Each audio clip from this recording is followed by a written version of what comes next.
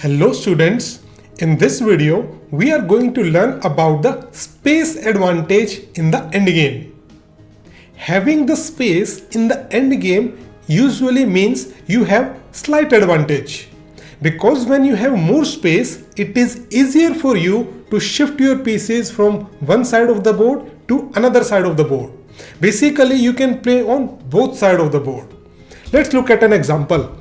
In this position we are white, and in the center we have the space, and now white played pawn to b4. He wants to gain space on the queen side also. Black goes back and white plays g3. He wants to play f4, h5, h4 and push his pawns on the king side also.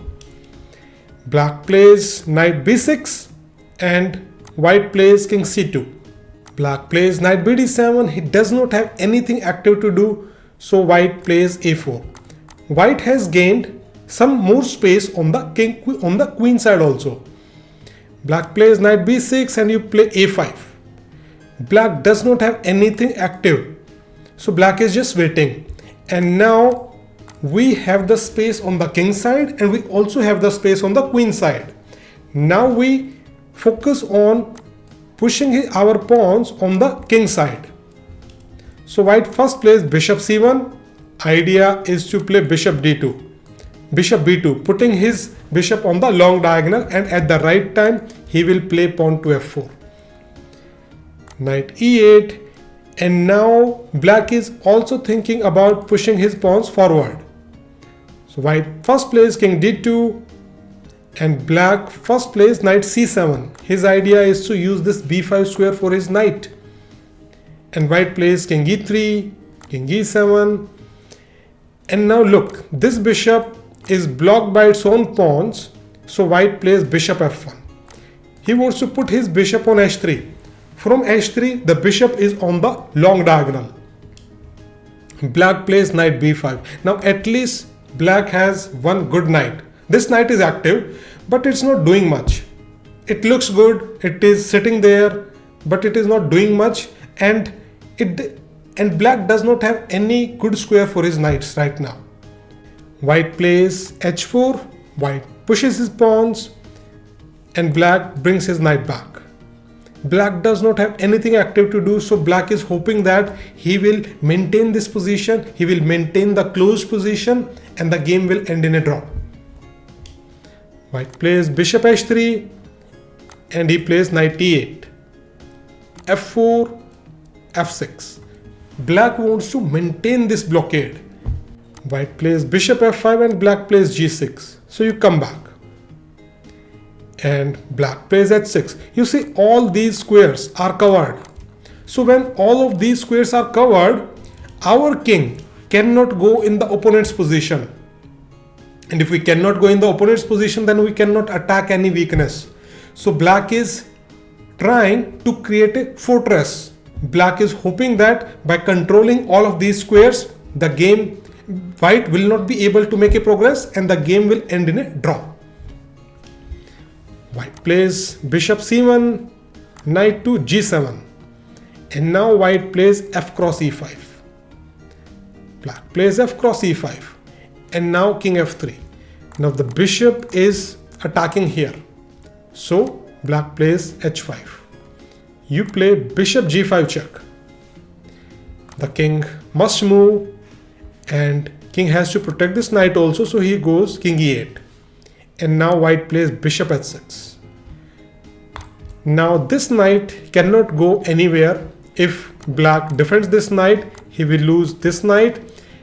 Or if he does not defend the g7 knight, then he is going to lose the g7 knight. So black is going to lose a piece here. You see how white played on both sides of the board. First white had the advantage in the center, then he started pushing his pawns on the queen side. He got the advantage there, and then he started playing on the king side. So when you have the space advantage, you can play on both sides of the board. Let's look at the next example. In this position, we are white, and white started with g4. White's idea is to push his pawns forward and try to gain some space on the king side. Right now all of black's pieces are very active. Black plays rook e6. Maybe he wants to shift his rook to g6 and you play h4, gaining more space on the king side. Black does not have anything active right now, so black waits. Black has adopted wait and see policy. He wants to see what white does, and if white creates a weakness in his own position, then black can attack that weakness and take advantage of it. White slowly improves his position. First improves the bishop, black also improves his knight, and now white plays rook d5, activating his rook. Knight a6, he wants to play knight to a6, knight to b4, so white prevents it.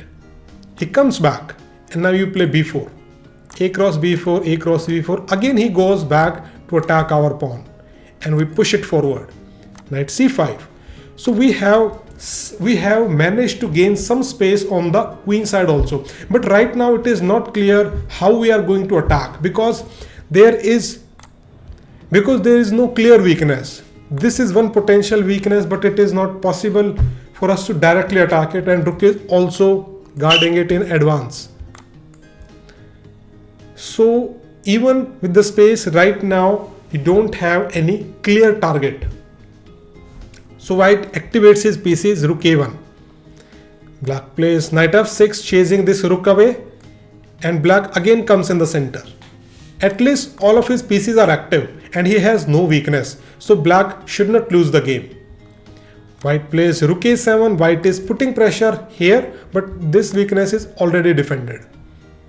So black again waits. His position is solid, so he is just waiting. And now white plays pawn to g5. He sacrifices a pawn so that lines on the king side becomes open.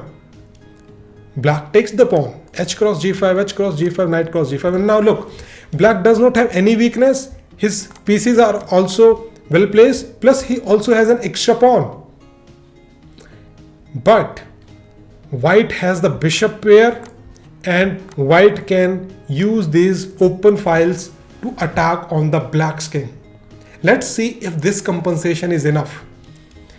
First, white plays bishop c6, attacking the rook, and then white goes rook h1.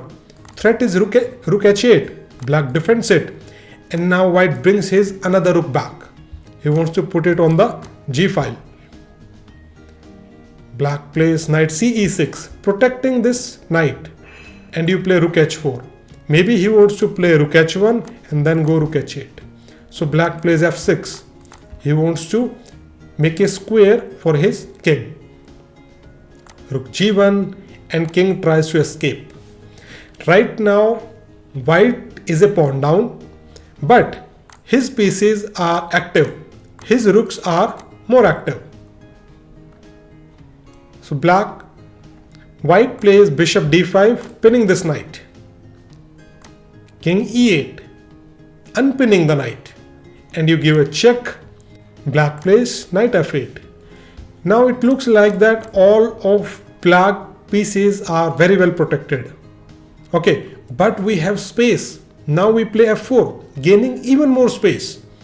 Knight e6. Now look at these pieces and compare them with white's pieces. White has more space and white's pieces are more active. Yes, white is a pawn down, but white has a very clear plan. Now in the next step, he wants to activate his king. So white starts with king f3 and black stops it. White plays rook g6, putting more pressure on this e6 knight. Knight moves away. And now white plays bishop cross g7. Finally, white managed to recover his pawn. Plus, he has all the advantages. All of his pieces are active. And black plays rook f7. Black defends the knight. You play bishop cross f8, rook cross f8, rook cross f8, king cross f8, and now you have a skewer. Rook g8 check, and you win this rook. Now white has a completely winning position. And it all started with one very simple plan: gain more space. You see, black did not have any serious weakness. all of black's pawns were very well protected. So the only plan white had was to gain space on the king side and try to create something there. And this was the defining moment when white played g5, when white sacrificed a pawn. In return, he got space, in return he got active pieces on the king side. And that's why white won the game. That's it for this lesson. Now let's go to the next one.